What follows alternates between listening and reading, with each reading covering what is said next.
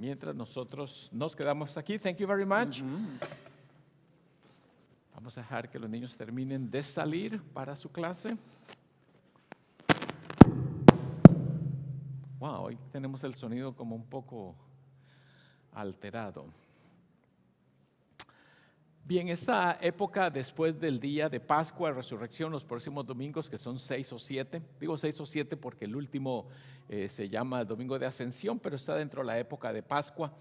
Quiero hablar sobre el tema de la iglesia, de los orígenes de la iglesia. Un momentito, no veo mis slides ahí hoy, wow. O sea, van a quedarse sin mis imágenes que pongo allí. Bueno, de todas maneras yo los tengo aquí. Seguro es el sermón del domingo pasado y los borré y no los puse.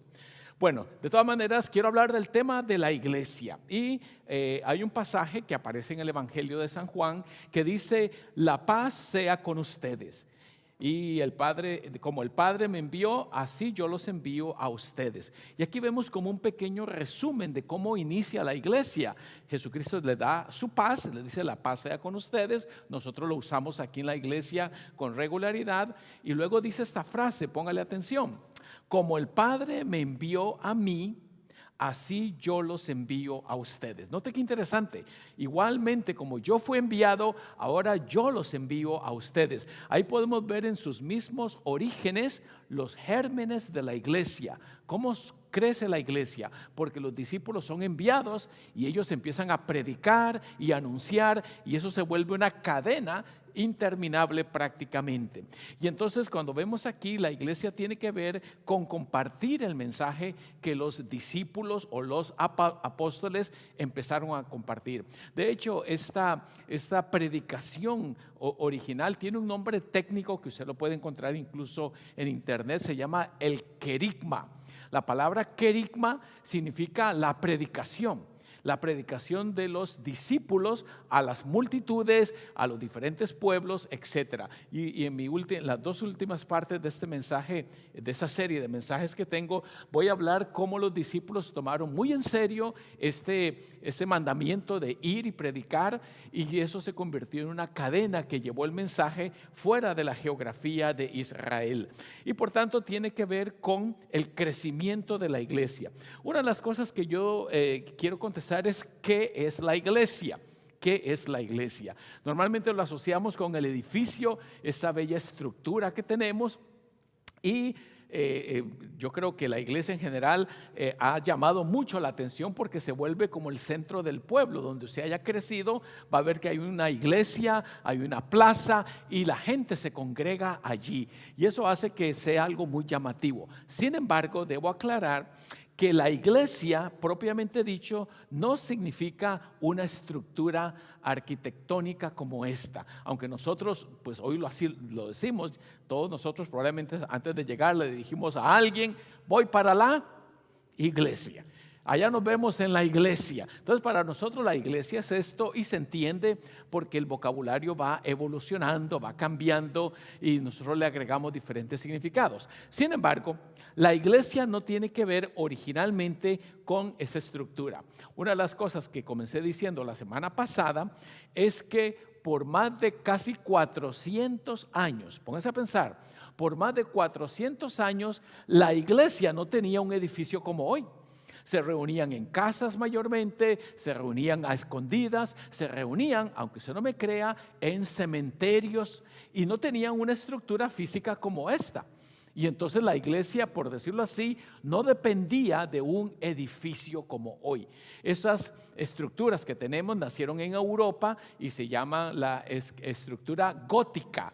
Gótica, cuando usted ve las iglesias que son como puntiagudas, que apuntan hacia el cielo, tiene un propósito, que nosotros como que elevemos nuestra vista y seamos como atrapados o arrobados, por decirlo así, en el cielo. Ese es el propósito, tiene una visualización que atrapa nuestra mentalidad. Entonces, eso es algo que apareció mucho después. De hecho, las catedrales europeas como estas, de esa estructura, aparecieron casi 1000 años después. Pónganse a pensar, casi 1000 años después. Y eso quiere decir que la iglesia no tiene que ver originalmente con la estructura arquitectónica. La palabra iglesia, y eso no tengo aquí mis slides que me gusta mostrárselos, la palabra iglesia originalmente significa una asamblea. Cuando alguien decía que hay que tomar decisiones, digamos, en una comunidad, convocaba a la gente y eso era la iglesia. No importa que no fuera un propósito religioso, se reunían para votar, para decidir jueces, magistrados, cuestiones relacionadas con la comunidad. Ese grupo de personas reunidas se llama la eclesía, la iglesia, la asamblea. Eso es lo que originalmente significa la palabra iglesia. Pero como dije, poco a poco la iglesia, la palabra va evolucionando, como sucede en todo idioma, que le vamos inyectando diferentes significados, y la iglesia llegó a significar también el edificio, como tal, ese edificio. Pero la iglesia en sus principios era una asamblea pequeña de personas. Póngase a pensar, Jesucristo vivía en un lugar campesino. Está demostrado que Nazaret, donde él vivía, era un pueblecito súper aislado, donde no había mayor educación, no había mayor comercio, era un lugar súper pobre.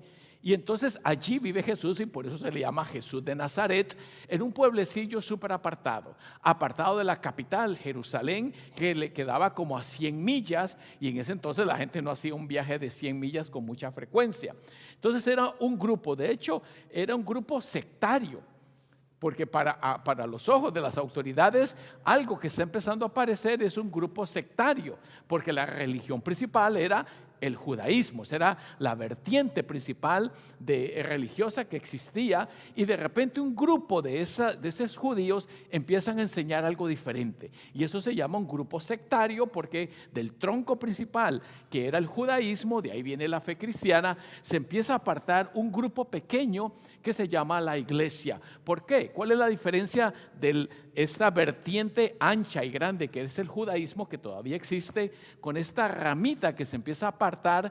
¿Cuál es la diferencia? Que esta ramita pequeña, así como comienza, creen que Jesús es el Mesías. Ahí está la gran diferencia. Ese grupito chiquitico pensaba que Jesús era el Mesías que había sido prometido en la vertiente grande del judaísmo. Pero casi nadie se unió a ese grupo. De hecho, esos poquiticos que existían prácticamente fueron eliminados, fueron martirizados, murieron, etcétera. Ya voy a explicar qué pasó después, pero quiere que se haga una idea de algo que dije también la vez pasada. Mencioné que el Imperio Romano, que gobernaba toda esa región, no tengo el mapa, que odio no tenerlo, pero me gusta que vean los detalles. El Imperio Romano se componía, según los especialistas, en un promedio de 60 millones de habitantes. Pónganse a pensar, el Imperio Romano gobernaba toda esa región y lo componían un promedio de 60 millones de habitantes. Según los especialistas, y eso no es algo que yo me haya inventado, gente que estudia con mucho detenimiento el pasado, el grupo cristiano, por lo menos en los primeros 150 años,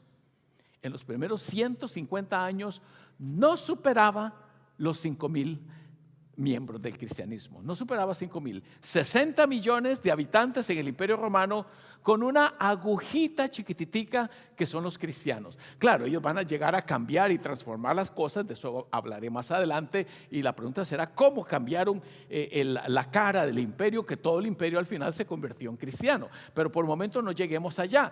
Pensemos en ese momento que apenas era un grupo sectario chiquititico. Y de hecho, cada comunidad cristiana que fue fundada, es una de las cosas que les mencioné, era un grupo de no más de 30, 40 personas. Cuando los misioneros salieron a predicar a diferentes lugares y fundaron iglesias como Pablo, que es el más conocido, y de él hablaré en la última parte de mis mensajes dentro de un mes, estos misioneros, cuando fundaban una iglesia, uno se imagina que eso estaba a reventar, que todo el mundo se convertía. Eso no es cierto. Los grupos cristianos eran pequeños. Ya les dije, se reunían en casas. ¿Y cuántas personas pueden caber en una casa? Solo pónganse a pensar en eso. Si en su casa llegan a visitar los 40 personas, ¿Qué pasa con usted? Dice, aquí no tengo sillas, no tengo espacio, la cocina es muy pequeña, cuesta mantener un grupo tan grande. Entonces, lo que quiero decir es que los orígenes del cristianismo es un grupo súper pequeño, muy pequeño, pero que tiene un mensaje poderoso, que va a llegar a cambiar las estructuras de la sociedad poco a poco. Ya veremos cómo sucede esto. Sin embargo, la primera parte que quiero subrayar, ¿qué hacía de este grupo diferente? Bueno, ya le dije que una de las cosas que lo hacía diferente era su creencia. Ellos eran judíos. Si usted se hubiera encontrado, digamos, a Pedro o a Pablo o a Santiago o a Judas y le preguntan cuál es su religión, ellos no iban a decir yo soy cristiano. No, ellos no decían eso. Ellos decían yo soy judío. Y con orgullo. Y lo sabemos por qué. Cuando usted lee las cartas, por ejemplo, de Pablo, él dice claramente yo soy judío de judíos. Yo soy orgullosamente judío. Él no dice yo soy ahora cristiano. Esa palabra prácticamente ni existía en los momentos del nacimiento de la iglesia. Ellos se creían judíos, pero que creían que había venido el Mesías. ¿Y quién es el Mesías? Es alguien que había sido prometido en las diferentes partes de la historia del judaísmo, en las escrituras. Creían que Cristo era ese Mesías, ese enviado de Dios. Y de hecho eso es lo que escuchamos en la lectura de hoy. No sé si usted puso atención a la primera línea cuando Pedro tiene su primer sermón en el libro de los Hechos, y él dice que se puso de pie y dijo lo siguiente. Miren lo que dijo: varones judíos y ustedes habitantes de toda Jerusalén, sepan esto. Miren lo que les va a informar, sepan esto. Un poquito más adelante dícele, sépalo bien todo el pueblo de Israel, que a este Jesús, aquí viene el detalle, si usted tiene su lectura en el versículo 36, que a este Jesús a quien ustedes crucificaron, Dios lo ha hecho, ¿qué dice ahí? Señor y Cristo. Ahí está, ese es el corazón del mensaje cristiano. Ellos dicen que a ese que ustedes mataron y crucificaron, Dios lo ha declarado Señor y Cristo. Ese es como el meollo, la sustancia, la esencia del mensaje cristiano. Ya no debemos seguir esperando a alguien que venga, a alguien prometido, porque ya llegó. No sé, los que vinieron a la cena de Pascua que tuvimos el Jueves Santo, en la tarima pusimos una silla vacía. No sé si se acuerdan, había una silla vacía que decía que esta está reservada para Elías. Porque dentro del judaísmo ellos siguen esperando que alguien venga, un gran profeta, un gran Mesías, algo así, y la silla vacía dice, todavía esperamos. El cristianismo dice, ya no necesitamos la silla, porque ya vino.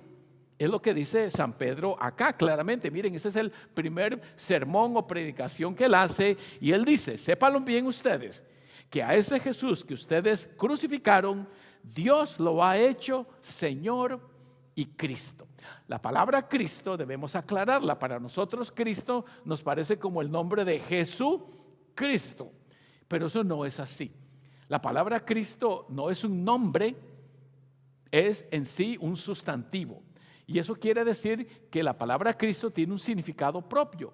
La palabra Cristo significa el ungido. Cuando los cristianos decían Jesús es el Cristo, lo que estaban diciendo es Jesús es el ungido de Dios. Y la palabra ungido significa el escogido por Dios para realizar una obra especial, que es la obra de salvación, el perdón y etcétera. De eso hablaré después. Pero lo que quiero decir es que la palabra Cristo no es un nombre propio, no es un nombre propio, es un título. El ungido, el escogido, el Mesías. De hecho, la palabra Mesías es la palabra ungido, pero en hebreo. Meshaya se dice en hebreo, y en griego, que es lo que se ha escrito en el Nuevo Testamento, se dice Christos, que es el escogido, el ungido. Ahora, ¿por qué menciono todo esto? Porque la iglesia en sus orígenes era tan pequeña que prácticamente iba a ser aplastada, iba a desaparecer, estaba destinada a desaparecer, porque era un pequeño movimiento, como dije, una pequeña ramita que se separó del judaísmo y empezó a distinguirse porque ellos creían que el Cristo ya había venido, y ese Cristo era Jesús. ¿Y cómo lo demostraban? Porque ellos creían que Él había resucitado de entre los muertos. Ahora, solo quiero llegar a un punto en donde se empieza a diversificar el movimiento. Ese llamado se encuentra en Hechos capítulo 1, versículo 8. Todo el libro de los Hechos habla del nacimiento de la iglesia, pero ahí hay un pasaje súper importante que dice: pero cuando venga sobre ustedes el Espíritu Santo, recibirán poder y me serán testigos en Jerusalén, en Judea, en Samaria y hasta lo último de la tierra. Note qué interesante. Jesucristo le dice a sus seguidores algo de crucial importancia, de capital importancia. Dice: cuando venga el Espíritu Santo, ese día se llama el día de Pentecostés. De eso hablaremos más adelante. Cuando venga el día de Pentecostés y descienda el Espíritu, ustedes van a recibir poder. Y por medio de ese poder me serán testigos en diferentes lugares. Esto cambia la dirección del cristianismo, porque cuando reciben el Espíritu Santo, ellos se atreven, ya no son, digamos, discípulos tímidos, acobardados, con miedo a las autoridades, sino que se lanzan a las calles a predicar, y poco a poco empieza a crecer el movimiento cristiano, y como dije, de eso estaré hablando después. Por el momento, lo que quiero dejar en la mente de ustedes es que el grupo de Jesús era súper chiquitito, era algo irrelevante, insignificante. Como dije, en comparación a los 61 millones de habitantes del Imperio Romano, tenemos unos 2,000 o 3,000 cristianos en diferentes partes que no representan prácticamente nada. Pero con el poder del Espíritu es que ellos van a cambiar, por decirlo así, el trayecto de ese movimiento que no va a morir. Va a morir en Jerusalén, de eso hablaré también después, pero en las otras partes del Imperio Romano llegará a estar profundamente arraigado y llegará a ser la religión predominante de todo el imperio. Y de eso estaré hablando después. Y ahora que la paz de Dios, que sobrepasa todo entendimiento, guarde sus corazones y mentes en Cristo Jesús, Señor nuestro. Amén.